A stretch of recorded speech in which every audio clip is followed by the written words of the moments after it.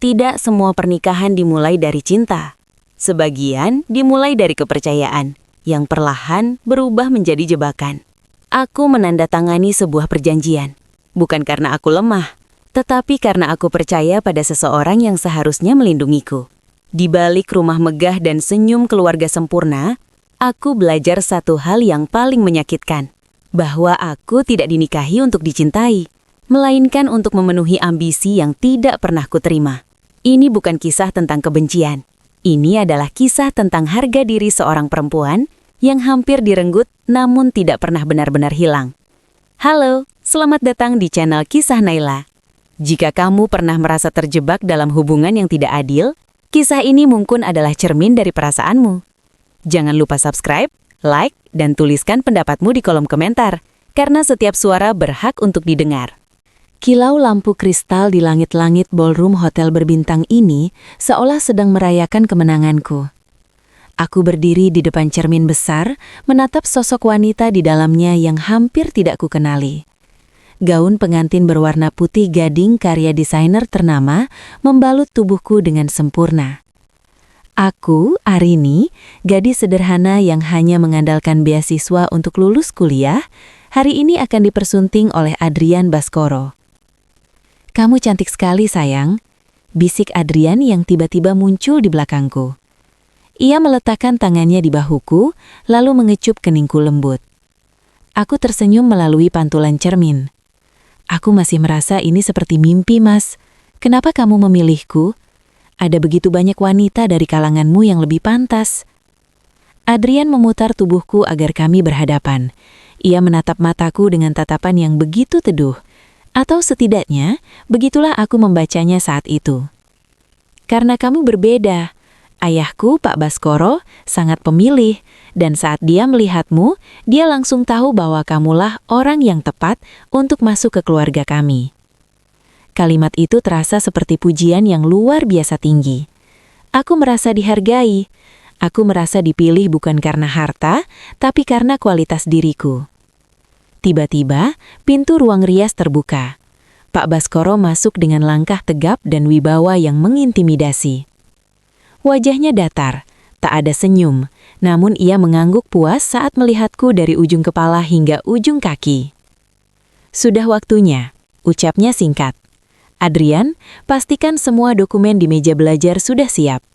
Arini, setelah resepsi ini selesai, ada beberapa berkas administrasi keluarga yang perlu kamu tanda tangani sebagai simbol kamu telah resmi menjadi bagian dari klan Baskoro." "Tentu, Pak.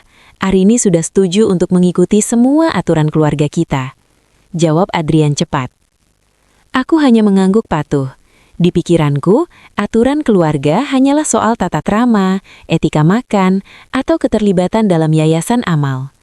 Aku tidak menaruh curiga sedikit pun. Aku terlalu mabuk oleh perhatian dan kemewahan yang diberikan Adrian selama 6 bulan masa perkenalan kami. Resepsi berlangsung seperti negeri dongeng. Ribuan tamu agung datang, lampu kilat kamera tak berhenti menyambar wajah kami. Aku merasa seperti ratu. Adrian terus menggenggam tanganku, seolah takut aku akan menghilang. Namun ada satu momen yang membuat bulu kudutku sedikit meremang. Saat kami bersalaman dengan salah satu relasi bisnis Pak Baskoro, pria tua itu menatapku dengan tatapan iba, lalu berbisik kepada Pak Baskoro. "Semoga yang kali ini berhasil, Pak Baskoro. Kamu butuh penerus secepatnya." Pak Baskoro hanya senyum tipis dan menjawab, "Dia sehat, disiplin, dan berasal dari garis keturunan yang baik. Saya sudah memastikan semuanya lewat pemeriksaan medis rahasia sebelum lamaran." Aku tertegun. Pemeriksaan medis? Aku memang sempat diminta tes kesehatan menyeluruh sebelum menikah, tapi Adrian bilang itu hanya prosedur standar untuk asuransi keluarga. Mengapa Pak Baskoro menyebutnya seolah-olah aku adalah bibit unggul yang baru saja ia beli? Malam harinya, di kamar penthouse yang telah disediakan, suasana sunyi menyergap.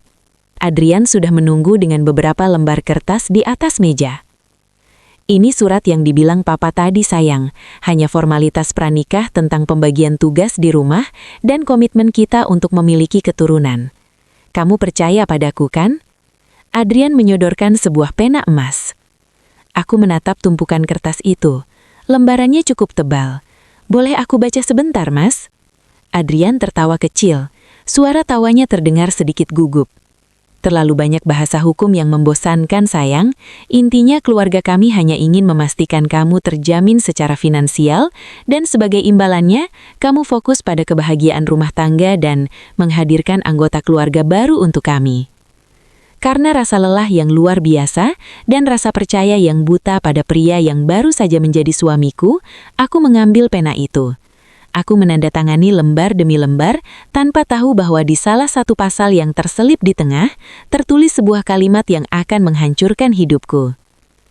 Pihak kedua, istri, bersedia menyerahkan seluruh hak pengasuhan anak sepenuhnya kepada pihak pertama, suami dan keluarga, dan bersedia mengundurkan diri dari lingkungan keluarga jika dalam waktu yang ditentukan tidak memenuhi kualifikasi sebagai ibu dari penerus Baskoro. Aku meletakkan pena itu dengan senyum lega. Aku merasa telah mengikat janji suci. Aku belum sadar bahwa aku baru saja menandatangani surat kepemilikan diriku sendiri sebagai sebuah aset, bukan sebagai seorang istri. Ketakutan itu kini memiliki bentuk. Ia bukan lagi sekadar perasaan tidak nyaman, melainkan duri yang menusuk setiap kali aku bernafas. Rencana cadangan. Kata-kata Pak Baskoro terus berdengung di telingaku seperti lebah yang mengamuk. Pagi ini, suasana rumah terasa lebih mencekam. Adrian sudah berangkat ke kantor sejak fajar, meninggalkanku dalam pengawasan Bisumi yang selalu muncul seperti bayangan setiap kali aku melangkah keluar kamar. "Nyonya, waktunya pemeriksaan tekanan darah dan pengambilan sampel urin," ucap Bisumi sambil membawa nampan berisi alat medis. Aku menatapnya tajam. "Bi, apakah semua istri di keluarga ini diperlakukan seperti pasien rumah sakit?" Bisumi tidak menjawab. Matanya tetap tertuju pada lantai, dingin dan tak tersentuh. "Saya hanya menjalankan perintah Tuan Besar, Nyonya." Setelah prosedur medis yang melelahkan itu selesai, aku memutuskan untuk menyelidiki. Aku tahu Pak Baskoro sedang berada di luar kota untuk urusan bisnis hingga sore nanti. Inilah satu-satunya kesempatanku. Aku harus tahu apa yang mereka sembunyikan dariku. Aku mengendap-endap menuju ruang perpustakaan pribadi Pak Baskoro. Ruangan itu biasanya terkunci rapat, namun entah karena keberuntungan atau takdir, pintu kayu jati yang berat itu sedikit renggang. Mungkin pelayan baru saja membersihkannya dan lupa mengunci kembali. Jantungku berdegup kencang hingga terasa ke pangkal tenggorokan. Bau buku tua dan aroma cerutu mahal menyambutku. Aku mulai menggeledah laci meja kerjanya yang besar. Nihil, hanya dokumen bisnis dan saham. Namun mataku tertuju pada sebuah berangkas kecil di sudut ruangan yang pintunya tidak tertutup sempurna. Di dalamnya, terdapat sebuah map kulit berwarna hitam dengan namaku tertulis di atasnya. Proyek Pewaris Arili. Tanganku gemetar saat membukanya. Di dalamnya bukan hanya hasil tes kesehatanku, tapi ada lembaran-lembaran profil wanita lain.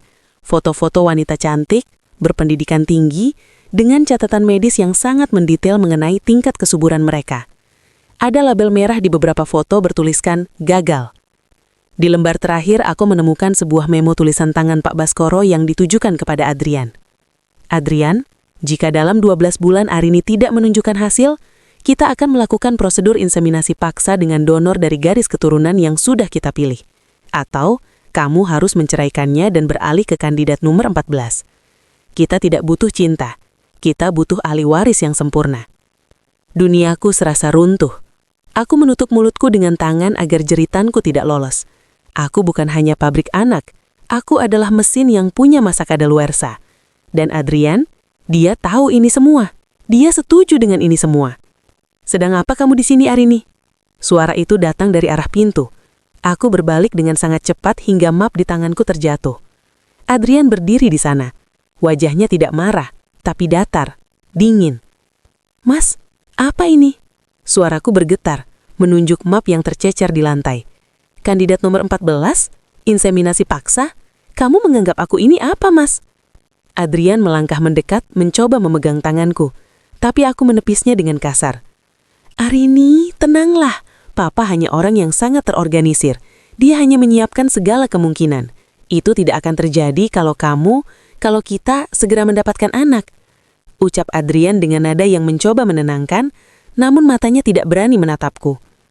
"Kamu membohongiku, Adrian. Kamu bilang kamu mencintaiku. Tapi kamu membiarkan ayahmu memperlakukanku seperti hewan ternak. Teriakku, air mata mulai mengalir deras di pipiku. Cinta saja tidak cukup di keluarga ini, Arini. Suara Adrian meninggi untuk pertama kalinya. Aku mencintaimu, itu sebabnya aku memilihmu dari sekian banyak kandidat yang Papa ajukan. Aku berusaha melindungimu dengan cara mengikuti kemauan Papa. Melindungiku dengan cara menjadikanku tawanan.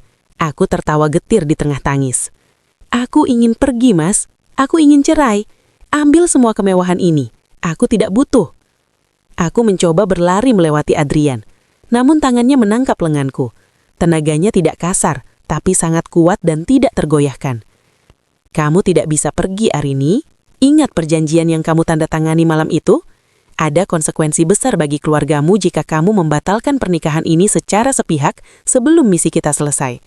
Hutang pengobatan ibumu di Singapura, modal usaha kakakmu, semuanya dibayar oleh Papa. Kamu pergi, mereka hancur. Aku terpaku. Tubuhku mendadak mati rasa. Jadi selama ini kebaikan mereka pada keluargaku adalah borgol yang disediakan secara perlahan. Masuk ke kamar, Arini. Istirahatlah. Besok dokter akan datang lagi untuk memberikan suntikan penguat hormon. Ucap Adrian sambil menuntunku keluar. Suaranya kembali lembut. Namun kali ini suara itu terdengar lebih menakutkan daripada bentakan apapun. Aku berjalan layu menuju kamarku. Di cermin besar yang sama dengan saat di hari pernikahanku, aku melihat diriku sendiri. Gaun indah yang kukenakan kini terasa seperti kain kafan yang membungkus jiwaku. Aku baru saja menyadari satu hal. Aku tidak hanya menikah dengan seorang pria. Aku menikah dengan sebuah sistem yang telah merancang kehancuranku sejak awal. Malam itu, kamar pengantin yang seharusnya menjadi ruang paling hangat bagiku, mendadak berubah menjadi bangsal rumah sakit yang dingin dan mencekam. Aku mengkerukuk di sudut tempat tidur, menatap nanar pada pintu kamar yang terbuka lebar. 3 orang masuk dengan langgah yang sangat teratur. Adrian, Pak Baskoro, dan seorang pria berseragam medis yang membawa tas perak kecil. "Apalagi ini, Mas?" Suaraku nyaris hilang tertelan oleh rasa takut yang hebat. Adrian mendekat, mencoba duduk di tepi tempat tidur, namun aku menjauh hingga punggungku menabrak sandaran kayu yang haras. "Ini hanya penguat, Arini. Dokter bilang tubuhmu butuh bantuan sedikit agar siklusnya sempurna. Hanya 1 suntikan setiap malam selama 1 minggu ke depan." "Aku tidak mau. Aku sehat. Kenapa kalian memperlakukan aku seolah aku ini sedang sakit?" Teriakku, air mata mulai mengalir deras di pipiku. "Kesehatan versimu dan kesehatan versi medis keluarga Baskoro itu berbeda, Arini. Kamu sudah mulai membangkang dan stres yang kamu buat sendiri itu merusak rencana kami. Suntikan ini akan membuatmu lebih tenang dan tubuhmu akan lebih siap." "Tenang?" Aku menatap pria medis itu yang mulai mengeluarkan jarum suntik. Cairannya berwarna bening keunguan yang asing. "Atau kalian ingin membiusku agar aku tidak bisa melawan lagi?" "Arini, jangan dramatis," potong Pak Baskoro dengan nada sedingin es. "Adrian, pegang istrimu. Jangan biarkan dia melukai dirinya sendiri karena merontah. Ini demi kebaikannya." Hal yang paling menyakitkan bukanlah saat jarum itu menembus kulit lenganku.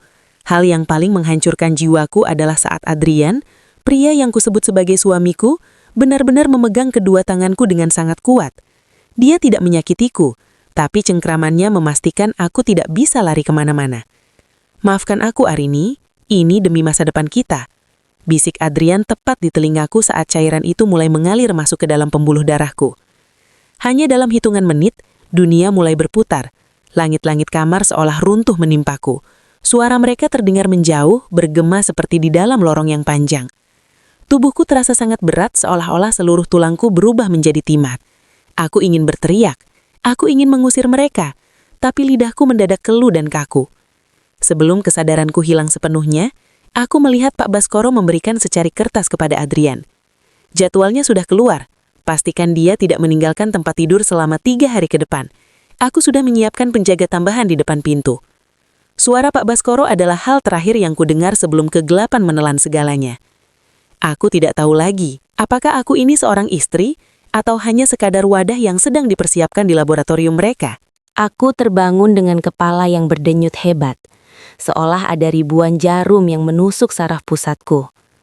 Cahaya matahari yang masuk melalui celah gorden terasa seperti silet yang mengiris mataku.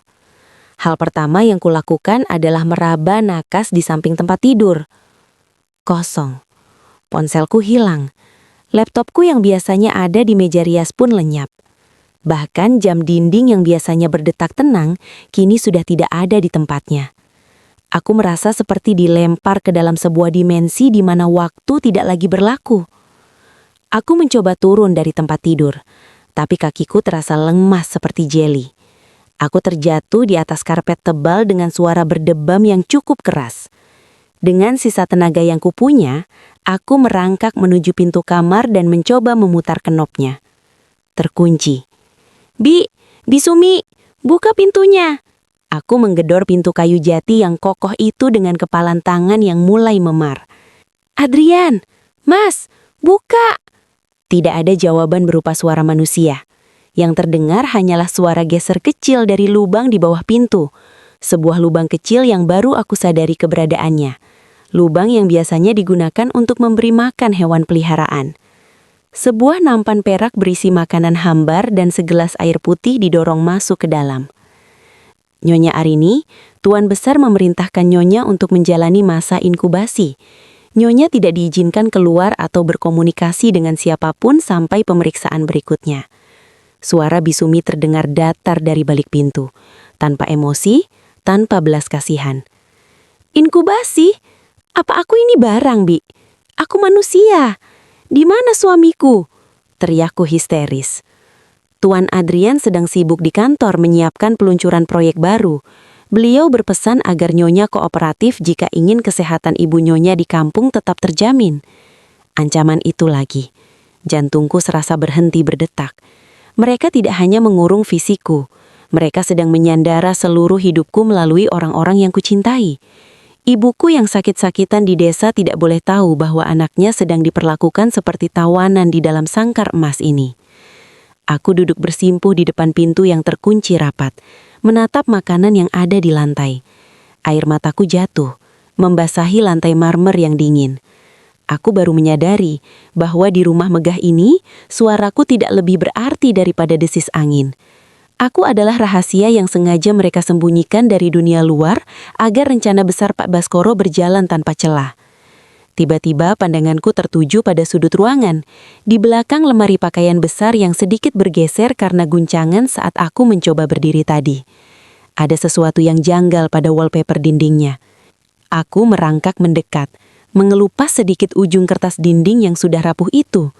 Di baliknya, tertoreh sebuah tulisan kasar yang tampaknya dibuat dengan kuku atau benda tajam. Bunyinya singkat, namun sanggup membuat seluruh bulu kuduku berdiri. Larilah sebelum mereka mengambil bayimu. Aku gagal. S. Tanganku gemetar hebat. S? Siapa S? Apakah ada wanita lain di kamar ini sebelum aku? Aku menatap pintu kamar yang terkunci rapat itu dengan ngeri. Aku baru sadar, aku bukan hanya sedang dikurung. Aku sedang mengantri menuju nasib yang sama dengan seseorang yang telah gagal sebelum aku. Keheningan di dalam kamar ini mulai terasa mencekik. Aku menghabiskan waktu berjam-jam hanya menatap tulisan S di balik wallpaper itu. Siapa dia? Di mana dia sekarang? Pertanyaan-pertanyaan itu berputar di kepalaku sampai pintu kamar tiba-tiba terbuka dengan suara dentuman yang pelan namun tegas. Aku mengira itu Adrian atau Pak Baskoro yang datang untuk menyuntikku lagi. Namun yang muncul adalah seorang wanita paruh baya yang sangat anggun. Ia mengenakan setelan hitam formal, rambutnya sanggul rapi tanpa sehelai pun yang berantakan. Aku mengenalnya. Dia adalah Ibu Widya, adik kandung Pak Baskoro yang selama ini kukira tinggal di luar negeri.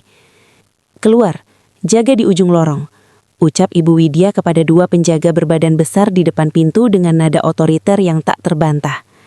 Setelah pintu tertutup, ia berjalan mendekat dan duduk di kursi riasku.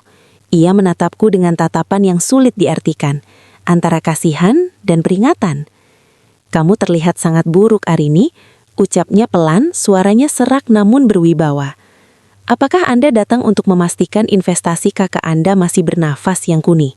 Tanyaku dengan bibir bergetar, mencoba mempertahankan sisa harga diriku. Ibu Widya tidak marah. Ia justru menghela napas panjang, lalu mengeluarkan tas jinting mahalnya. Ia mengeluarkan sebuah benda kecil, sebuah ponsel lama yang sederhana, dan meletakkannya di bawah tumpukan handuk di meja rias. Sembunyikan ini, jangan pernah hubungkan ke wifi rumah. Di dalamnya ada satu nomor pengacara yang dulu mencoba membantu Shinta. Bisiknya nyaris tak terdengar. Shinta? Siapa Shinta? Jantungku berpacu kencang. Istri pertama Adrian, wanita yang mereka sebut gagal dalam catatan itu. Ibu Widya menjeda kalimatnya, matanya menatap ke arah pintu seolah takut ada yang menguping. Mereka bilang dia pergi ke luar negeri untuk berobat, tapi kenyataannya dia kehilangan seluruhnya. Setelah bayinya lahir, mereka mengambil anak itu dan membuang Shinta seperti sampah karena dia mulai menuntut haknya sebagai ibu. Perjanjian pranikah itu bukan untuk melindungi kamu, itu adalah surat penyerahan rahim secara legal. Aku merasa seolah baru saja disambar petir di siang bolong. Tubuhku gemetar hebat. Jadi tulisan S di dinding itu adalah Shinta. Mengapa Anda membantuku? Tanyaku penuh curiga. Karena aku seorang wanita, dan aku tidak ingin melihat sejarah berdarah dingin ini terulang lagi di keluarga kami. Ia berdiri, merapikan pakaiannya. Ingat Arini, di rumah ini dinding punya telinga. Jangan percaya pada siapapun, termasuk Adrian, terutama Adrian.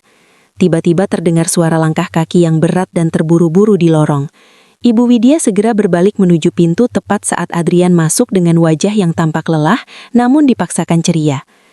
"Bibi, sedang apa di sini?" tanya Adrian dengan matanya menyipit curiga.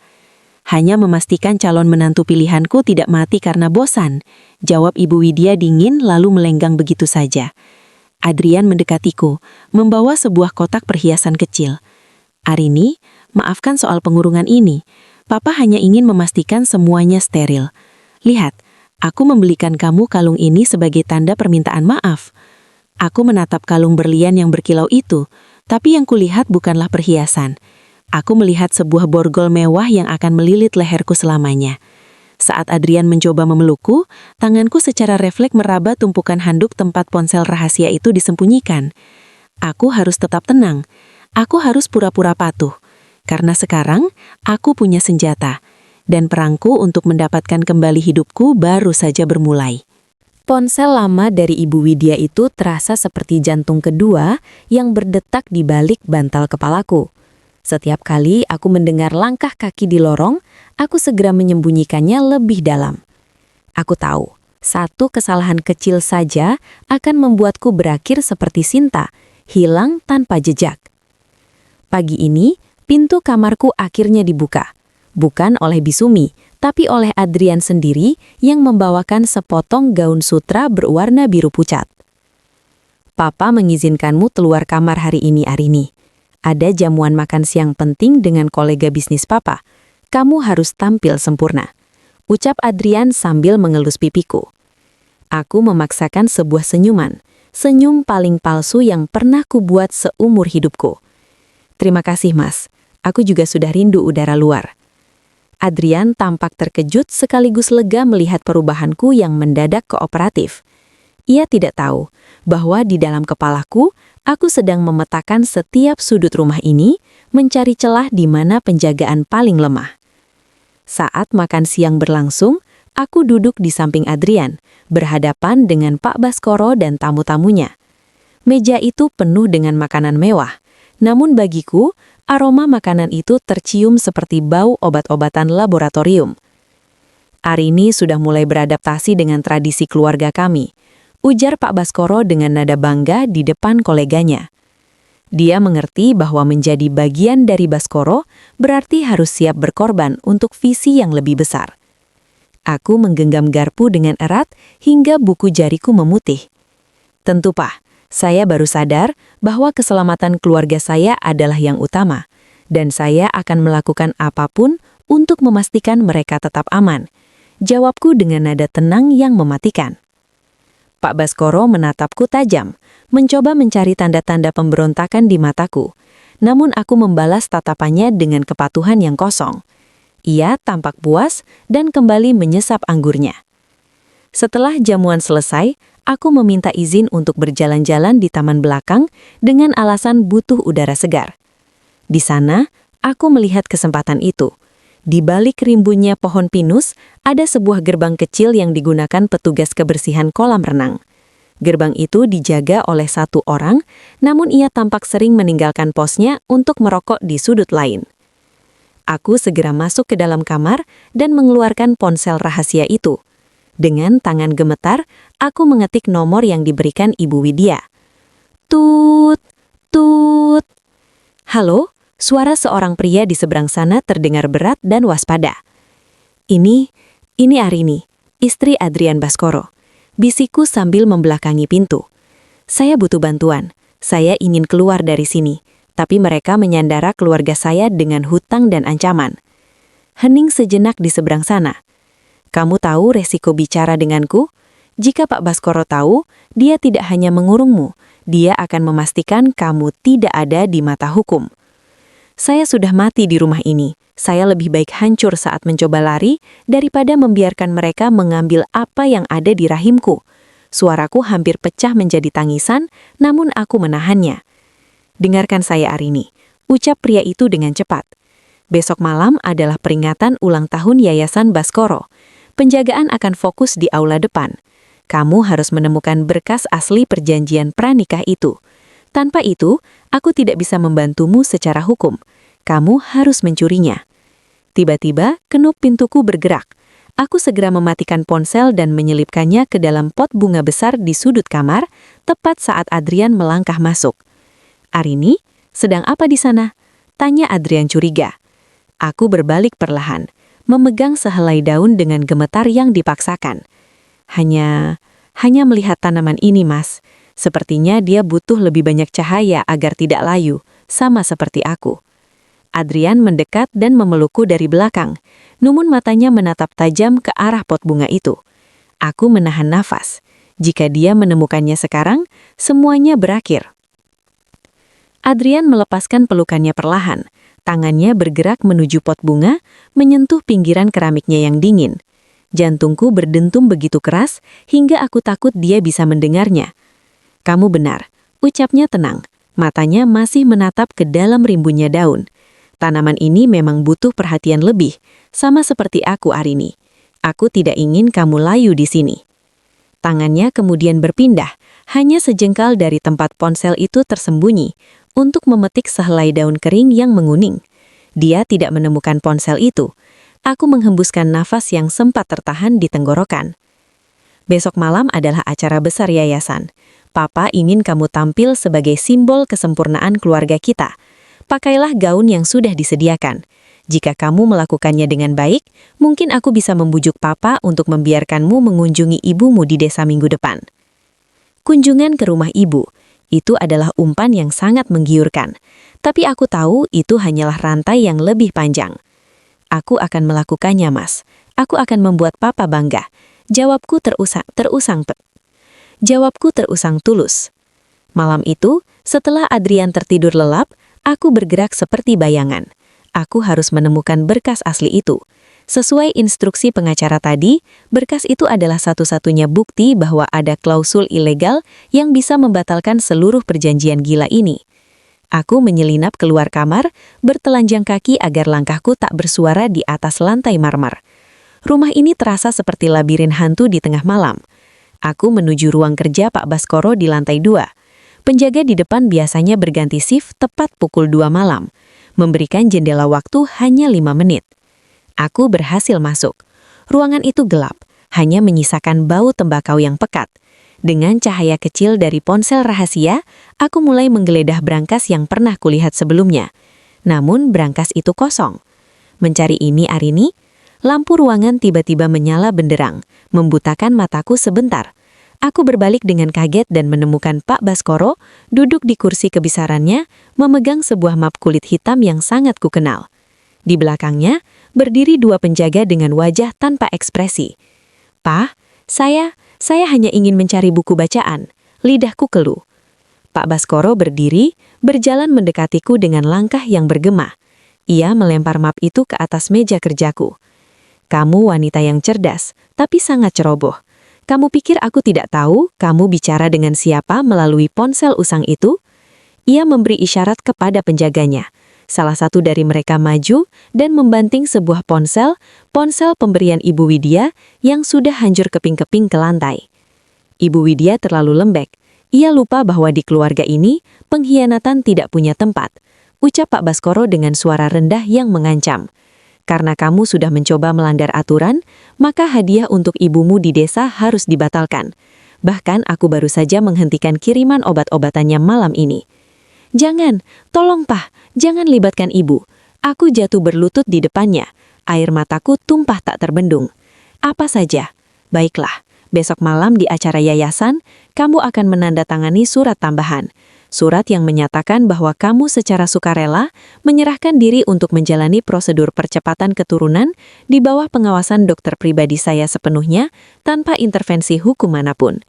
Ia membuang muka seolah aku hanyalah serangga yang mengganggu. Jika kamu menolak atau berulah di depan tamu, ibumu akan kehilangan akses ke rumah sakit dalam waktu 1 jam. Pilihan ada di tanganmu. Aku terduduk lemas di lantai. Malam itu aku sadar, setiap kali aku mencoba membangun tangga untuk keluar, Pak Baskoro sudah menyiapkan jurang yang lebih dalam di bawahnya. Kini aku benar-benar berada di titik nadir. Tidak ada ponsel, tidak ada sekutu, dan nyawa ibuku dipertaruhkan. Aku hanya punya 1 malam lagi untuk memikirkan cara paling gila untuk menghancurkan mereka di depan umum. Malam ini adalah malam yang paling kutakuti, sekaligus malam yang paling kunantikan. Seluruh kediaman Baskoro berubah menjadi lautan kemewahan. Ratusan tamu dari kalangan elit, pejabat, hingga media nasional mulai memadati aula besar. Di tengah hiruk-pikuk itu, aku duduk di depan meja rias, diam bagaikan patung porselen. Seorang penata rias profesional memulas wajahku, mencoba menyembunyikan mata sembab dan pucatnya kulitku dengan bedak mahal. "Nyonya cantik sekali malam ini," puji sang penata rias. Aku hanya menatap pantulan diriku dengan tatapan kosong. Di balik gawi sutra berwarna emas yang kukenakan, ada luka yang tidak terlihat oleh siapapun. Pak Baskoro baru saja masuk ke kamarku 10 menit yang lalu, menunjukkan sebuah foto di ponselnya. Foto ibuku yang sedang terbaring lemah di bangsal rumah sakit desa, dengan 2 pria asing berdiri di depan pintu kamarnya. "Satu kesalahan darimu, Arini, dan ibu tidak akan pernah melihat matahari esok pagi." Bisikannya masih terngiang, lebih dingin daripada AC di ruangan ini. Pintu terbuka. Adrian masuk dengan setelan tuxedo yang sangat rapi. Ia tampak memukau, namun di mataku, ia terlihat seperti algojo yang mengenakan pakaian pesta. Ia memberikan sebuah kotak kecil berisi kalung zamrud. "Pakailah ini, Arini. Papa ingin kamu terlihat sebagai permata keluarga Baskoro malam ini," ucapnya lembut. Aku membiarkannya memakaikan kalung itu. Dinginnya logam zamrud di leherku terasa seperti cekikan. "Mas," panggilku lirih. "Apakah kamu benar-benar akan membiarkan Papa melakukan ini pada ibuku? Dia orang tua yang tidak tahu apa-apa." Adrian terdiam sebentar. Tangannya berhenti di kaitan kalung. "Ini hanya sementara, Arini. Setelah kamu menandatangani surat tambahan itu di panggung nanti, ibu akan aman. Aku janji, aku akan membawanya ke rumah sakit terbaik di Jakarta." "Di panggung?" Aku berbalik menatapnya. "Kalian ingin aku menandatangani penyerahan diriku di depan semua orang?" "Papa ingin menunjukkan pada dunia bahwa keluarga kita solid dan transparan tentang penerus perusahaan. Anggap saja itu sebagai perayaan kerjasama," jawabnya tanpa rasa bersalah sedikit pun. Saat itulah, sesuatu di dalam diriku patah, namun sekaligus mengeras. Jika mereka ingin sebuah pertunjukan, maka aku akan memberikan mereka pertunjukan yang tak akan pernah mereka lupakan. Kami turun ke aula. Suara tepuk tangan membahana saat Pak Baskoro naik ke podium untuk memberikan sambutan.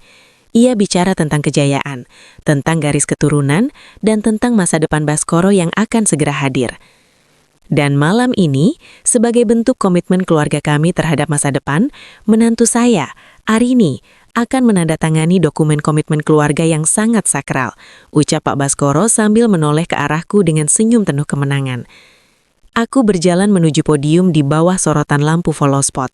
Di atas meja podium, sudah terletak map hitam yang menjadi mimpi burukku, dan sebuah pena emas. Kamera media mulai menyorot ke arahku. Aku mengambil pena itu. Tanganku gemetar, bukan karena takut, tapi karena amarah yang sudah mencapai puncaknya. Aku menatap Pak Baskoro lalu menatap Adrian yang berdiri di barisan depan dengan wajah penuh harap. "Arini, silahkan," bisik Pak Baskoro, matanya memberi isyarat agar aku segera membubuhkan tanda tangan. Aku mendekatkan bibirku ke mikrofon yang masih menyala. Seluruh ruangan mendadak sunyi. Sebelum saya menandatangani surat ini, suaraku bergema di seluruh aula. Ada satu hal yang harus diketahui oleh semua orang tentang apa sebenarnya isi dari komitmen ini. Wajah Pak Baskoro mendadak pucat. Ia mencoba meraih mikrofon, namun aku melangkah mundur memegang kertas itu tinggi-tinggi di hadapan kamera wartawan. Surat ini bukan tentang cinta. Ini adalah surat kontrak yang menyatakan bahwa saya hanyalah sebuah mesin. "Arini, hentikan!" teriak Adrian dari bawah panggung. Namun sebelum aku bisa menyelesaikan kalimatku, dua penjaga dengan sigap menarikku dari belakang. Mikrofon itu dimatikan secara kasar. Suasana aula menjadi kacau. Pak Baskoro mencoba tertawa kecil ke arah tamu. "Maaf, sepertinya menantu saya sedang kurang sehat karena kehamilannya yang masih sangat muda. Mohon maklum," ucapnya berusaha menenangkan massa. Aku diseret paksa menuju ruang belakang. Di sana, Pak Baskoro menamparku dengan sangat keras hingga sudut bibirku mengeluarkan rasa asin. Desisnya mencekik, wajahnya menakutkan seperti iblis. "Yang baru saja kamu sakiti bukan hanya ibumu, tapi seluruh keluarga kita, Arini." Aku tersenyum getir di tengah rasa sakit. "Mungkin ibu akan mati, Pak. Tapi malam ini seluruh dunia sudah melihat bahwa ada yang tidak beres di panggung ini. Kamu tidak akan bisa menutupinya lagi." Paviliun belakang ini bukan lagi sebuah rumah. Ini adalah sebuah bunker yang dilapisi kemewahan palsu. Tidak ada jendela yang bisa dibuka, hanya ada kaca tebal berlapis film gelap yang membuatku tidak tahu apakah di luar sana matahari sedang bersinar atau hujan sedang turun. Satu-satunya akses keluar adalah pintu baja yang hanya bisa dibuka dengan kartu akses yang dipegang oleh Bisumi. 3 minggu telah berlalu sejak malam tragedi di panggung itu. Di dunia luar, aku mungkin sudah dianggap hilang atau sedang menjalani perawatan intensif. Pak Baskoro benar-benar menutup rapat semua celah. "Makan, Nyonya, jangan biarkan bayi di dalam rahim Anda kelaparan," ucap Bisumi sambil meletakkan nampan perak di atas meja kairu. Aku menatap perutku yang masih rata. Ironis sekali, di dalam tubuhku mungkin sedang tumbuh sebuah nyawa yang kehadirannya justru menjadi alasan mengapa aku dipenjara. "Bi, apakah kamu punya hati? Kamu juga seorang wanita. Bagaimana jika anakmu diperlakukan seperti ini?" Bisumi terdiam sejenak. Tangannya sedikit bergetar saat merapikan taplak meja. Namun, sedetik kemudian, wajahnya kembali mengeras. "Saya dibayar untuk patuh, bukan untuk berempati. Jangan membuat sulit diri Anda sendiri." Setelah Bisumi keluar, aku segera mengeluarkan potongan kertas yang berhasil kucuri di malam pesta itu. Itu adalah bagian dari klausul inseminasi paksa yang ditandatangani Pak Baskoro. Ini adalah bukti otentik tentang niat jahat mereka yang melanggar hak asasi manusia. Namun, apa gunanya bukti ini jika aku membusuk di sini? Sore itu Adrian datang. Ini adalah kunjungan pertamanya setelah sekian lama. Wajahnya terlihat berantakan, matanya merah, dan ia tampak jauh lebih kurus. "Arini," panggilnya lirih. Ia mencoba mendekat, namun aku mundur hingga terpojok di sudut ruangan.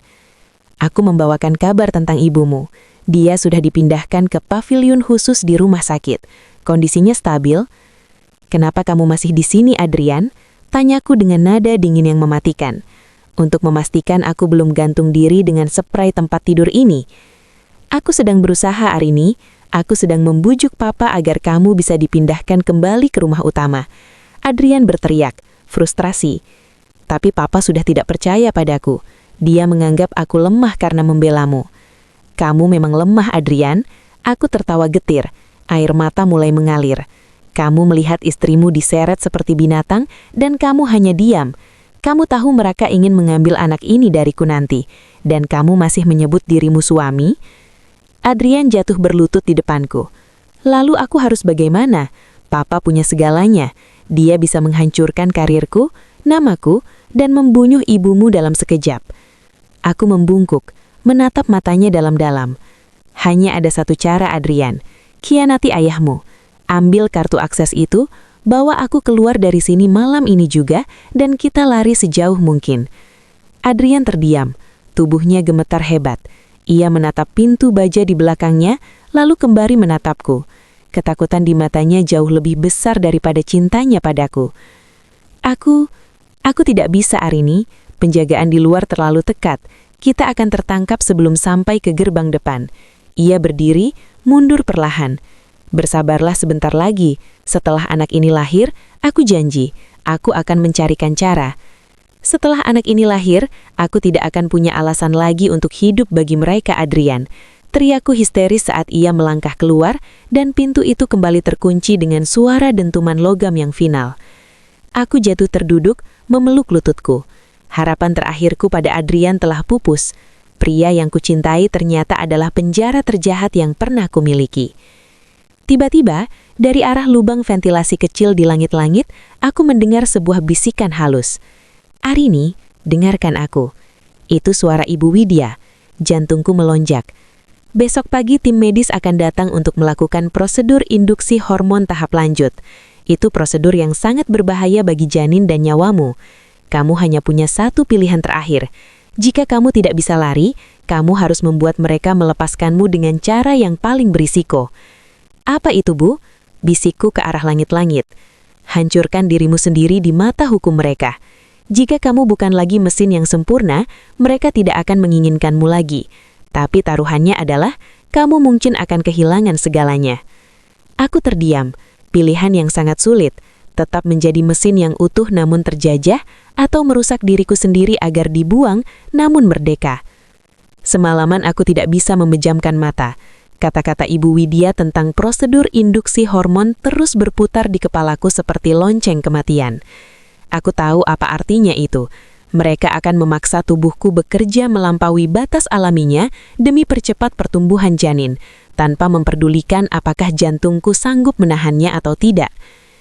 Pukul 5 pagi, pintu baja itu terbuka. Bisumi masuk, namun kali ini ia tidak membawa nampan makanan. Ia membawa sebuah gaun putih tipis, serupa pakaian pasien rumah sakit, dan sebuah nampan berisi peralatan steril. Ganti pakaian Anda, Nyonya. Dokter dan Tuan Besar akan tiba 1 jam lagi. Ucap Bisumi tanpa berani menatap mataku. Aku berdiri perlahan, merasakan dinginnya lantai menyengat telapak kakiku. Bi, jika terjadi sesuatu padaku hari ini, tolong sampaikan pada ibuku bahwa aku sangat mencintainya. Bisumi terkejut. Tangannya yang memegang gaun itu bergetar. Untuk pertama kalinya, aku melihat setitik air mata di sudut matanya yang tua. Namun, segera ia sekap dan keluar tanpa sepatah kata pun. Keheningan kembali menyergap, lebih pekat dari sebelumnya. Aku menatap botol air mineral di atas meja. Aku teringat pesan tersembunyi Ibu Widya. Jika aku bukan lagi mesin yang sempurna, mereka akan membuangku. Dengan tangan gemetar, aku mengambil potongan kertas perjanjian yang kusembunyikan di balik bingkai foto. Aku membacanya berulang kali hingga mataku tertuju pada sebuah pasal kecil. Pihak kedua dianggap tidak layak dan kontrak batal demi hukum jika ditemukan kondisi medis permanen yang membahayakan garis keturunan Baskoro akibat kelalaian atau kondisi fisik yang tidak dapat diperbaiki. Tiba-tiba, sebuah ide gila muncul. Sebuah pilihan yang sangat sulit, yang mungkin akan membuatku cacat secara medis atau kehilangan kesempatan untuk hamil selamanya, namun akan membuat Pak Baskoro muak melihatku. Aku berjalan ke kamar mandi pavilion. Di sana, aku melihat sebuah pembersih lantai berbahan kimia keras yang ditinggalkan pelayan kemarin. Cairan itu bisa menyebabkan iritasi lambung serah atau kerusakan saraf jika dikonsumsi dalam jumlah tertentu. Pilihan ini adalah pilihan terakhir, membuat diriku menjadi sakit secara permanen di catatan medis mereka, sehingga aku tidak lagi berguna sebagai pabrik anak. Maafkan Ibu, Nak, jika kamu memang sudah ada di sana, bisikku membelai perutku. Aku tahu jika aku tidak melakukan ini, kita berdua akan menjadi tawanan selamanya. Jika aku melakukan ini, setidaknya aku punya peluang untuk dibuang dan menyelamatkan nyawa ibuku di luar sana melalui bantuan Ibu Widya. Baru saja aku hendak membuka tutup botol itu, pintu depan pavilion terbuka dengan kasar. Suara langkah kaki Pak Baskoro yang berwibawa terdengar mendekat, diiringi suara denting peralatan medis dari kereta dorong sang dokter. "Arini, keluar sekarang," teriak Pak Baskoro dari ruang tengah. "Dokter, lakukan sekarang. Saya tidak ingin menunggu lebih lama lagi. Pastikan dosisnya maksimal," perintah Pak Baskoro dingin. Dokter itu mendekat dengan sebuah jarum suntik lanjong yang berkilau di bawah lampu neon. Ini mungkin akan terasa sedikit sesak di dada. Nyonya Arini, mohon kerjasamanya. Saat ujung jarum itu nyaris menyentuh kulitku, aku berteriak dengan sisa kekuatanku. Tunggu, kalian tidak bisa menyuntikkan apapun. Aku mengangkat botol cairan kimia itu di tangan kananku, sementara tangan kiriku memegang potongan surat perjanjian yang sudah robek. Jika jarum itu menyentuhku, aku akan meminum ini sekarang juga. Aku akan merusak aset berharga kalian. Kalian akan memiliki menantu yang lumpuh atau mati, dan Pak Baskoro, Anda tidak akan pernah mendapatkan ahli waris dari rahim ini. Pak Baskoro tersentung, wajahnya merah padam karena amarah yang memuncak. Kamu berani mengancamku dengan nyawamu sendiri? Aku sudah tidak punya nyawa sejak masuk ke rumah ini. Teriakku histeris dengan sesak nada. Pilih sekarang, biarkan aku pergi dengan perjanjian pembatalan yang sah, atau saksikan mesin kesayanganmu ini hancur berantakan di depan matamu. Suasana menjadi sangat sunyi. Dokter itu ragu-ragu menatap Pak Baskoro untuk meminta instruksi. Ini adalah klimaks dari penderitaanku, sebuah pertaruhan nyawa melawan keserakahan. Sampai di sini cerita Arini pada bab ini. Jika kamu penasaran dengan kelanjutan kisahnya, jangan lupa untuk simak cerita selanjutnya. Tangan yang memegang botol cairan kimia itu gemetar hebat. Namun mataku tidak beralih sedikit pun dari wajah Pak Baskoro. Di ruangan yang sempit itu, aroma obat-obatan bercampur dengan ketegangan yang bisa meledak kapan saja. Dokter keluarga itu terdiam, jarum suntiknya menggantung di udara, menunggu satu isyarat dari sang penguasa Baskoro. Kamu pikir aku akan takut dengan gertakan seorang wanita putus asa? Pak Baskoro melangkah maju satu tindak. Suaranya rendah dan mengancam. Minum saja. Jika kamu lumpuh, aku hanya perlu mencari rahim lain. Dan ibumu, dia akan keluar dari rumah sakit dalam keadaan yang jauh lebih buruk daripada kondisimu. Coba saja, Pak, tantangku dengan suara parau. Jika aku mati di sini, di bawah pengawasan dokter pribadimu, dengan surat perjanjian ilegal di tanganku, apakah Anda yakin bisa membungkam semua media? Ibu Widya sudah tahu semuanya. Dia tidak akan tinggal diam jika aku tidak keluar dari ruangan ini dalam keadaan hidup. Mendengar nama adiknya disebut, rahang Pak Baskoro mengeras. Itulah celah yang kucari. Dia bisa mengendalikan Adrian, tapi dia tidak bisa sepenuhnya membungkam Widya yang memiliki pengaruh di luar negeri. Dokter, tinggalkan kami, perintah Pak Baskoro tiba-tiba. Setelah dokter dan perawat itu keluar dengan terburu-buru, Pak Baskoro mendekatiku hingga jarak kami hanya beberapa sentimeter. Bau cerutunya yang mahal terasa memuakkan. Kamu cerdik, Arini, tapi kamu lupa satu hal. Ia merampas botol di tanganku dengan satu gerakan cepat yang tidak sempat kuhindari. Kekuatannya jauh melebihi dugaanku. Nyawa ibumu bukan hanya soal biaya rumah sakit, tapi soal siapa yang mengendalikan tabung oksigennya. Ia mencengkeram bahuku, kukunya menekan kulitku hingga aku merintih. Kamu akan tetap menjalani prosedur ini. Jika bukan hari ini, maka besok. Dan jika kamu terus melawan, aku akan memastikan orang-orang di kampungmu tahu bahwa kamu adalah anak durhaka yang lebih memilih egonya daripada nyawa ibunya sendiri. Ia menghempaskan tubuhku ke tempat tidur, lalu berjalan keluar, mengunci pintu baja itu dengan dentuman yang lebih keras dari biasanya. Aku meringkuk, merasa benar-benar kalah. Pilihan terakhirku untuk mengancam dengan nyawaku sendiri baru saja dipatahkan dengan kekejaman yang lebih besar. Malam itu, paviliun terasa seperti liang lahat. Aku menatap langit-langit, menunggu maut atau kegilaan menjemputku. Namun, pukul 2 pagi, sebuah suara gesekan logam terdengar dari arah lubang ventilasi kecil di kamar mandi. Sebuah bungkusan kecil yang diikat tali jatuh ke lantai. Aku segera membukanya dengan tangan gemetar. Di dalamnya, ada sebuah voice recorder kecil dan secari kertas dari Ibu Widya. Rekam sebuah percakapan saat mereka memaksamu besok. Aku sudah mengatur agar pengacara dan polisi masuk melalui jalur audit yayasan lusa pagi. Bertahanlah 24 jam lagi. Jangan minum apapun yang diberikan Bisumi malam ini.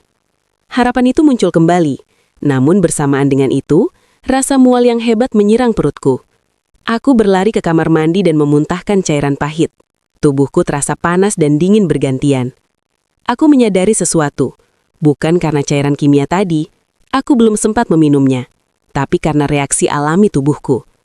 Aku menyentuh perutku yang bergejolak. Nak, apakah kamu benar-benar ada di sana? Bisikku. Jika benar aku hamil, maka besok bukan hanya nyawaku yang terancam oleh prosedur induksi paksa itu, tapi juga nyawa kecil yang tidak berdosa ini. Inilah puncak dari penderitaanku. Aku harus melindungi anak yang kehadirannya justru akan mengikatku selamanya di keluarga iblis ini. Atau, aku harus membiarkan semuanya hancur demi sebuah kemerdekaan yang berdarah-darah. Pagi yang paling menentukan itu akhirnya tiba. Suasana pavilion terasa sangat sunyi. Kesunyian yang mencekam seperti sebelum badai besar melanda. Aku duduk di tepi tempat tidur, menggenggam voice recorder kecil pemberian Ibu Widya di balik lipatan pakaianku. Aku sudah menyalakannya. Setiap suara, setiap ancaman, akan menjadi saksi bisu perjuanganku. Pintu baja itu terbuka. Pak Baskoro masuk bersama dokter yang kemarin. Namun kali ini Adrian ikut di belakang. Wajah Adrian tampak hancur. Dia tidak berani menatap mataku. Arini, ini kesempatan terakhirmu untuk bersikap kooperatif. Dokter sudah menyiapkan prosedur induksi. Ini akan mematangkan sel dan menguatkan janinmu secara paksa. Rasanya mungkin tidak nyaman, tapi ini demi kebaikan penerus kami. Bagaimana dengan kebaikanku, Pak? Tantangku dengan suara yang sengaja kubuat lemah tapi tegas. Bagaimana jika jantungku tidak kuat? Bagaimana jika prosedur ini membunuhku? Pak Baskoro hanya menatapku datar. Kematianmu akan kami tangisi sebagai pengorbanan seorang ibu yang mulia. Tapi ahli waris itu harus tetap selamat. Jawaban itu membuat Adrian tersengak. Pah, Papa tidak pernah bilang ini beresiko nyawa. Diam, Adrian. Dokter, lakukan sekarang. Saat dokter itu mendekati dengan peralatan medisnya, aku mundur hingga terpojok. Aku merasakan detak jantungku berpacu tidak beraturan.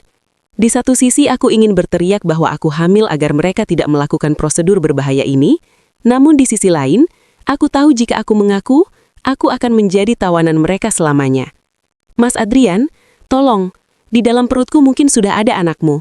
Jika mereka menyuntikkan ini, kamu mungkin akan kehilangan kamu berdua hari ini juga. Langkah dokter itu terhenti. Adrian menatapku dengan mata membelakak. Arini, kamu sudah hamil? Belum pasti, tapi aku merasakannya, Mas. Tolong, jangan biarkan mereka melakukan ini. Lirihku. Adrian menoleh kepada ayahnya. Pah, dengar itu. Jika dia benar hamil, prosedur ini bisa menyebabkan keguguran atau cacat. Kita harus memeriksanya secara normal dulu. Jangan percaya tipu muslihatnya Adrian. Bentak Pak Baskoro. Wajahnya merah padam. Dokter, saya bilang lakukan sekarang. Atau karir medis Anda saya hancurkan saat ini juga. Dokter itu dengan tangan gemetar, akhirnya memegang lenganku. Aku mencoba meronta, namun kedua perawat pria menahan bahuku di atas tempat tidur. Saat ujung jarum itu nyaris menyentuh kulitku, aku mengambil pilihan terakhir yang paling menyakitkan. Aku menarik paksa lenganku hingga jarum itu tergores di permukaan kulitku. Lalu aku menjatuhkan diri ke lantai marmer yang keras. Aku mengerang, memegangi perutku yang mulai terasa melilit. Adrian, teriakku. Ia berlari menerobos para penjaga dan mendekapku. Hentikan semuanya, atau saksikan aku mati di sini, bisikku sebelum penglihatanku mulai mengabur. Di tengah kesadaranku yang mulai menipis, aku mendengar suara gaduh di luar pavilion. Suara sirine polisi dan teriakan Ibu Widya yang menuntut pintu segera dibuka. Buka pintunya, saya membawa surat audit dan perintah penggeledahan. Suara Ibu Widya menggelegar dari balik dinding baja. Pak Baskoro tampak panik. Ia mencoba merebut alat medis dari tangan dokter untuk menyembunyikan bukti. Namun Adrian untuk pertama kalinya berdiri tegak dan mendorong ayahnya menjauh. Cukup, Pah, cukup, teriak Adrian. Duniaku mendadak gelap. Nafasku terasa sangat pendek. Aku tidak tahu apakah aku akan bangun lagi atau apakah anak di rahimku akan selamat. Aku hanya tahu, aku sudah menyerahkan sebelalanya. Nyawaku, badanku, dan martabatku. Hanya untuk satu kata. Merdeka. Bau antiseptik yang tajam menyambut kesadaranku. Cahaya putih yang menyilaukan membuatku harus mengerjapkan mata berkali-kali. Aku tidak lagi berada di pavilion pengap itu. Aku berada di sebuah ruangan rumah sakit yang luas. Namun kali ini ada sesuatu yang berbeda. Tidak ada penjaga berbadan besar di depan pintu, melainkan seorang polwan berseragam yang berdiri tegak. Nyonya Arini, Anda sudah sadar? Suara lembut Ibu Widya terdengar di sampingku. Ia menggenggam tanganku erat. Ibu, anakku, suaraku parau, tanganku refleks meraba perut. Anakmu selamat, Arini. Kamu kuat. Dokter bilang itu adalah keajaiban setelah benturan itu. Ibu Widya tersenyum dengan mata berkaca-kaca. Dan ada satu hal lagi, pihak kepolisian sudah menyita rekaman suara yang kamu simpan. Pak Baskoro sudah dibawa untuk pemeriksaan intensif pagi ini. Aku menarik napas panjang, namun rasa sesak di dadaku belum sepenuhnya hilang. Adrian? Di mana dia? Pintu kamar terbuka perlahan. Adrian berdiri di sana. Namun ia tidak lagi mengenakan setelan mewah. Ia tampak hancur. Ia melangkah mendekat, namun Ibu Widya memberinya tatapan tajam yang membuat Adrian berhenti di kaki tempat tidur. Aku yang memberikan semua berkas itu pada polisi Arini, ucap Adrian dengan suara serak.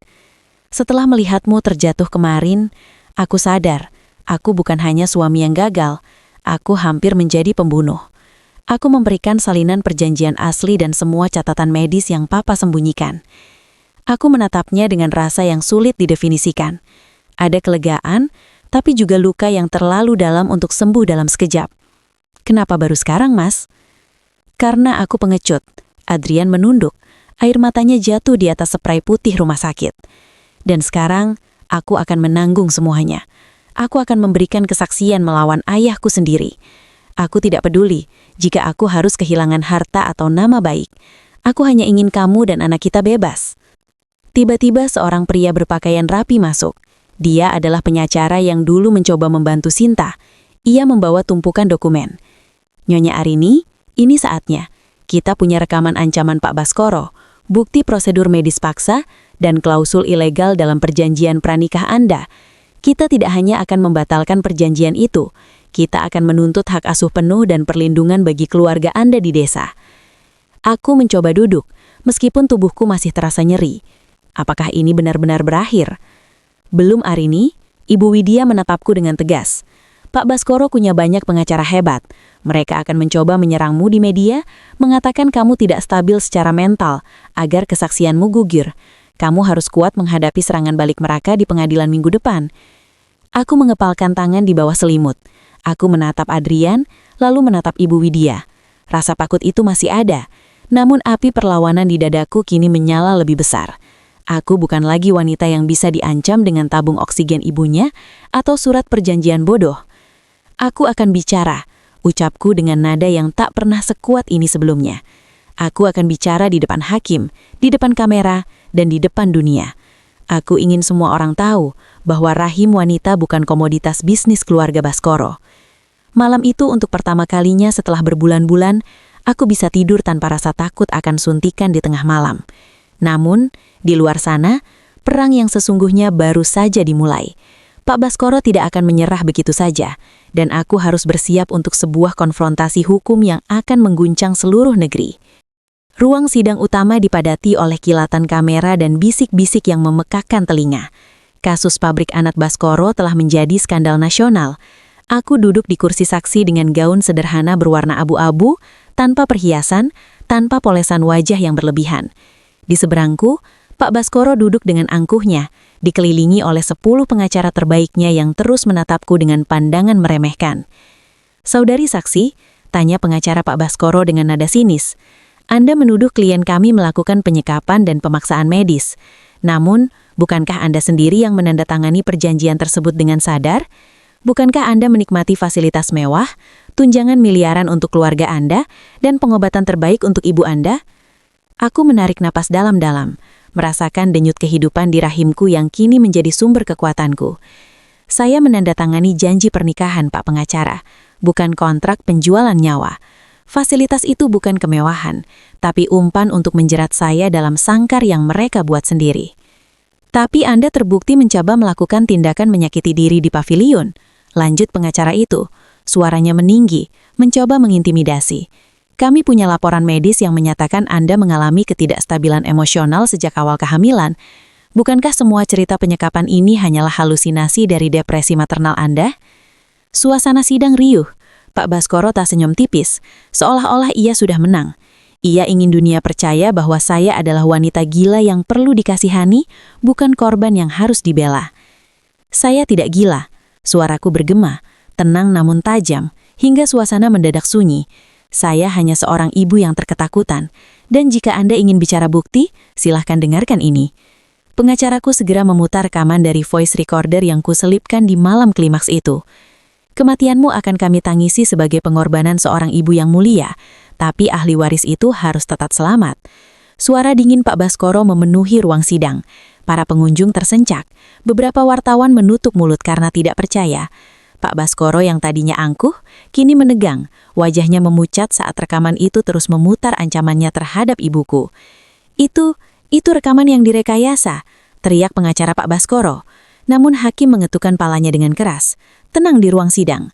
Saat itulah, kejutan terbesar terjadi. Pintu ruang sidang terbuka perlahan. Adrian masuk dan ia bukan hadir sebagai pendukung ayahnya.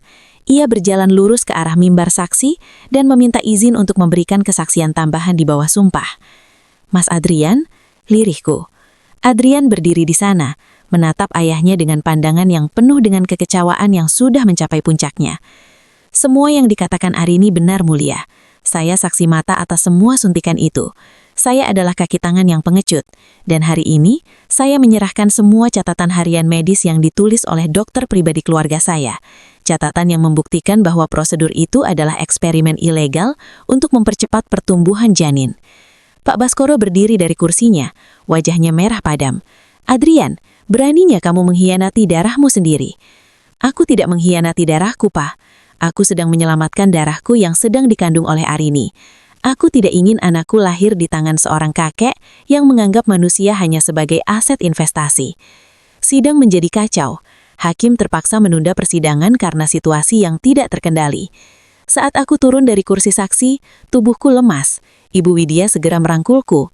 Di tengah kerumunan itu, mataku bertemu dengan mata Pak Baskoro yang kini dikawal ketat oleh petugas keamanan. Ia tidak lagi terlihat seperti raja, ia terlihat seperti monster yang baru saja menghilangkan taringnya. Namun perjuanganku belum selesai. Adrian memang membelaku, tapi luka pengkhianatannya di masa lalu masih membekas. Saat ia mencoba mendekatiku di koridor pengadilan, aku hanya menatapnya dengan jarak yang tak kasat mata. Terima kasih untuk kejujuranmu, Mas. Tapi kejujuran hari ini tidak bisa menghapus ketakutanku selama berbulan-bulan di dalam kamar itu. Aku berjalan pergi, meninggalkan Adrian yang terpaku dalam penyesalannya. Aku telah memenangkan satu pertempuran besar, namun perjalanan menuju kesembuhan yang sesungguhnya baru saja dimulai. Ketuk palu hakim hari ini terdengar seperti suara pintu surga yang terbuka bagiku. Ruang sidang yang biasanya terasa pengap, mendadak dipenuhi udara yang begitu lega. Hakim membacakan putusan final. Pak Baskoro dinyatakan bersalah atas tindakan penyekapan, malpraktik medis, dan ancaman nyawa. Semua aset yang terkait dengan perjanjian pranikah ilegal itu dibekukan, dan yang paling penting, perjanjian itu dinyatakan batal demi hukum. Aku berdiri dengan kaki gemetar, bukan karena takut, tapi karena beban bertonton yang selama ini menghimpit bahuku akhirnya terangkat. Terdakwa dijatuhi hukuman 10 tahun penjara. Suara hakim menggema. Pak Baskoro, pria yang dulu kusembah layaknya dewa, kini tertunduk dengan tangan terborgol. Saat petugas membawanya melewati kursiku, ia berhenti sejenak. Matanya yang dulu tajam kini terlihat redup, namun masih ada sisa-sisa kesombongan di sana. Kamu menghancurkan kerajaan ini, Arini, desisnya tanpa menoleh padaku. Kamu dan anak itu akan hidup tanpa apa-apa. Aku menatapnya dengan tenang. Tanganku mengelus perutku yang mulai menonjol. Kami tidak butuh kerajaanmu, Pak. Kami hanya butuh kehormatan yang tidak pernah bisa Anda beli dengan uang. Setelah sidang usai, Adrian menungguku di tangga pengadilan. Ia tidak lagi menggunakan mobil mewah keluarganya. Ia hanya berdiri di sana dengan kemeja sederhana, tampak lebih manusiawi daripada sebelumnya. Arini, panggilnya. Ia ragu untuk mendekat. Semua rumah, saham, dan kekayaan Papa sedang dalam proses penyitaan untuk ganti rugi para korban, termasuk Shinta yang akhirnya ditemukan di panti rehabilitasi berkat bantuan Ibu Widya. Aku sudah melepaskan semua hak warisku. Aku menatapnya lama. Lalu, apa rencanamu sekarang, Mas? Aku akan mulai dari nol. Aku punya tabungan kecil dari hasil kerjaku sendiri sebelum ini.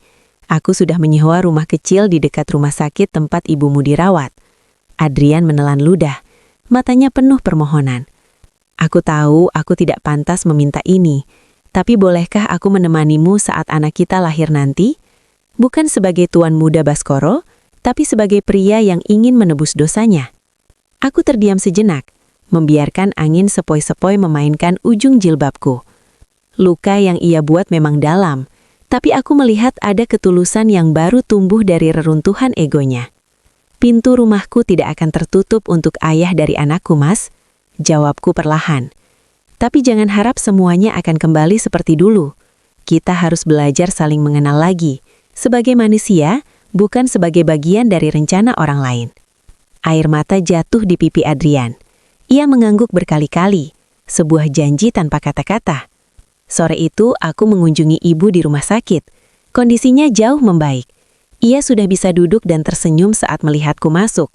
Aku memeluknya erat, mencium aroma minyak kayu putih yang terasa jauh lebih mewah daripada parfum mahal manapun di rumah Baskoro. Kita pulang ke desa minggu depan, Bu, bisikku di telinganya. Anakmu, dia akan baik-baik saja, Arini? Tanya ibu dengan suara lemahnya.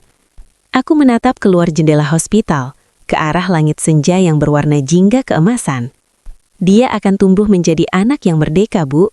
Dia tidak akan pernah tahu apa itu surat perjanjian, karena dia lahir dari sebuah perlawanan, bukan dari sebuah kontrak. Hari ini Arini yang malang telah mati bersama runtuhnya nama besar Baskoro. Dan hari ini pula, seorang wanita baru lahir. Wanita yang tahu bahwa rahimnya adalah suci, dan martabatnya tidak bisa dibeli, bahkan oleh emas sepenuh bumi. Seminggu setelah putusan pengadilan, aku berdiri di depan gerbang besar kediaman Baskoro untuk terakhir kalinya. Bukan untuk masuk, tapi untuk menyaksikan papan penyitaan dari negara terpaku di tembok betonnya. Rumah yang dulu kuanggap istana, kini tampak seperti monumen keserakaan yang sunyi. Sudah siap, Arini? Suara Adrian memecah lamunanku. Ia berdiri di samping sebuah mobil sederhana yang penuh dengan kardus-kardus berisi barang pribadiku. Hanya barang yang kubawa dari rumah orang tuaku dulu. Aku tidak mengambil sehelai tenan pun dari kemewahan yang mereka berikan selama masa kontrak itu. Siap, Mas. Ayo kita jemput ibu. Jawabku mantap. Perjalanan menuju desa terasa begitu emosional. Setiap kilometer yang kami tempuh, seolah-olah mengikis sisa-sisa trauma yang melekat di kulitku. Saat mobil kami memasuki jalanan tanah yang berlubang menuju rumah masa kecilku, aroma tanah basah setelah hujan menyambutku. Inilah aroma kebebasan yang sesungguhnya. Rumah kayu sederhana milik ibuku masih berdiri kokoh, meski catnya sudah sedikit mengelupas. Tetangga-tetangga keluar dari rumah mereka, menatap kami dengan pandangan ragu. Berita tentangku sudah sampai ke sini, melalui televisi. Namun mereka tidak melihatku sebagai wanita gila seperti yang dituduhkan Pak Baskoro. Mereka melihatku sebagai Arini, anak tetangga mereka yang pulang dengan luka yang sudah mengering. Ibu, kita sudah sampai. Aku membimbing ibu turun dari mobil. Ibu menginjakkan kakinya di teras rumah. Lalu ia menangis terseduh-seduh sambil memeluk tiang rumah. Terima kasih ya Allah, anakku pulang dengan selamat. Isaknya. Malam itu, kami duduk di tikar pandan di ruang tengah. Tidak ada lampu kristal, hanya bohlam kuning yang temaram. Adrian duduk di sudut tampak canggung, namun ia berusaha membantu mengganti perban di kaki ibu dengan telaten. Arini, panggil ibu, perlahan. Ibu minta maaf, karena biaya berobat ibu, kamu harus menanggung beban seberat itu. Aku menggenggam tangan ibu yang keriput. Jangan bicara begitu, Bu. Justru karena kasih sayang ibu, Arini punya kekuatan untuk melawan. Kalau Arini menyerah kemarin, mungkin hari ini ibu tidak akan pernah tahu kalau ibu akan punya cucu. Tiba-tiba, Adrian mendekat dan menyerahkan sebuah amplop kecil padaku. Ini adalah sisa tabunganku, Arini. Aku sudah menjual jam tangan dan beberapa barang pemberian papa yang tidak ikut disita. Gunakan ini sebagai modal usaha kecil di sini. Aku tidak ingin kamu kekurangan saat bayi kita lahir nanti. Aku menatap amplop itu, lalu menatap Adrian. Aku akan menerimanya sebagai nafkah untuk anakmu, Mas, tapi bukan sebagai harga untuk kembali padamu. Kamu harus membuktikan bahwa kamu bisa berdiri di atas kakimu sendiri tanpa bayang-bayang namamu. Adrian mengangguk, matanya berkaca-kaca. Aku mengerti. Besok aku akan mulai mencari pekerjaan di pabrik pengolahan kayu di kecamatan. Aku ingin anakku nanti bangga bahwa ayahnya bekerja dengan keringatnya sendiri, bukan dengan hasil memeras nyawa orang lain. Malam itu, di bawah langit desa yang penuh bintang, aku merasakan bayiku bergerak untuk pertama kalinya. Sebuah tendangan kecil yang seolah berkata bahwa dia juga senang berada di sini. Aku baru menyadari, pelajaran pertama dari babak baru hidupku ini adalah kebahagiaan tidak butuh ruangan kedap suara atau vitamin miliaran rupiah. Kebahagiaan hanya butuh kejujuran dan keberanian untuk mengatakan tidak pada ketidakadilan, meskipun itu datang dari orang yang paling kita cintai. 9 bulan telah berlalu sejak badai di pengadilan itu mereda. Perutku sudah sangat besar, dan setiap gerakannya adalah pengingat bahwa hidup harus terus berjalan. Aku menghabiskan hari-hariku dengan mengelola warung kecil di depan rumah, sementara Adrian benar-benar membuktikan ucapannya. Ia bekerja sebagai buruh angkut di pabrik kayu, pulang dengan baju penuh debu gergaji, namun dengan binar mata yang jauh lebih jujur daripada saat ia memakai tuxedo. Malam itu, hujan lebat mengguyur desa. Petir menyambar bergantian, menciptakan suasana yang mencekam. Tiba-tiba, rasa mual dan sakit yang luar biasa menghantam pinggangku. Ini berbeda dari biasanya. Ini adalah panggilan waktu. Mas Adrian!" teriakku sambil memegangi pinggiran tempat tidur kayu. Adrian berlari masuk, menjatuhkan handuknya. Wajahnya panik, namun ia berusaha tenang. "Ibu, Arini mau melahirkan." Puskesmas kecamatan berjarak 10 km, dan jalanan desa sedang berlumpur parah. Mobil tua yang kami punya mogok karena banjir di depan gang. Dalam kegelapan dan kedinginan, Adrian tidak punya pilihan lain. Ia menggendongku di punggungnya, menembus hujan badai menuju rumah bidan desa yang berjarak 2 km.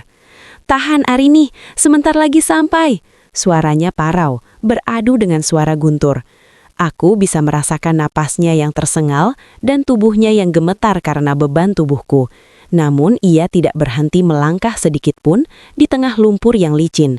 Sesampainya di rumah bidan, aku sudah hampir kehilangan kesadaran. Proses persalinan itu menjadi sangat dramatis. Karena trauma medis yang kualami di masa lalu akibat suntikan hormon paksa dari Pak Baskoro, tubuhku mengalami komplikasi. Detak jantung bayi melemah.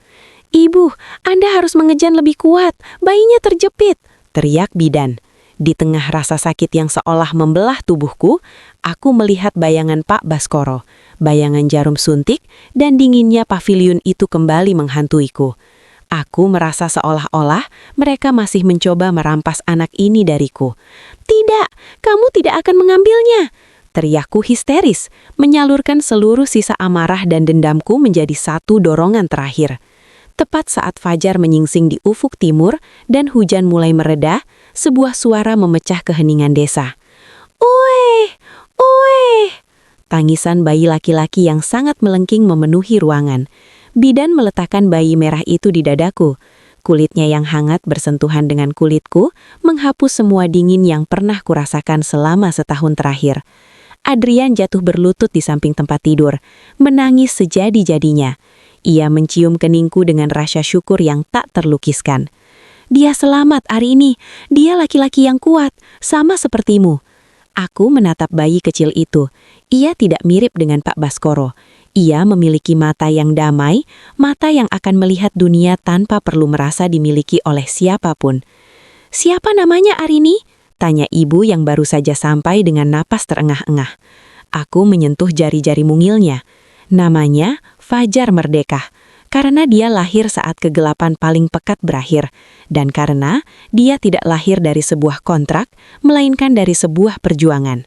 Namun di tengah kebahagiaan itu, sebuah mobil hitam mewah berhenti di depan rumah bidan. Seorang pria berpakaian rapi keluar membawa sebuah amplop besar. Adrian segera berdiri di depanku, memasang posisi melindungi. Pria itu mendekat dan membungkuk hormat. "Saya utusan dari kurator aset. Pak Baskoro meninggal dunia di penjara tadi malam karena serangan jantung.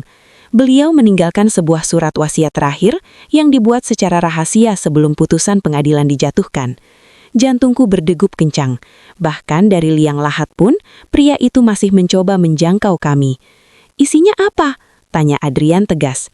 Isinya, beliau menyerahkan satu-satunya aset yang tidak bisa disita negara, sebuah yayasan pendidikan atas nama cucunya.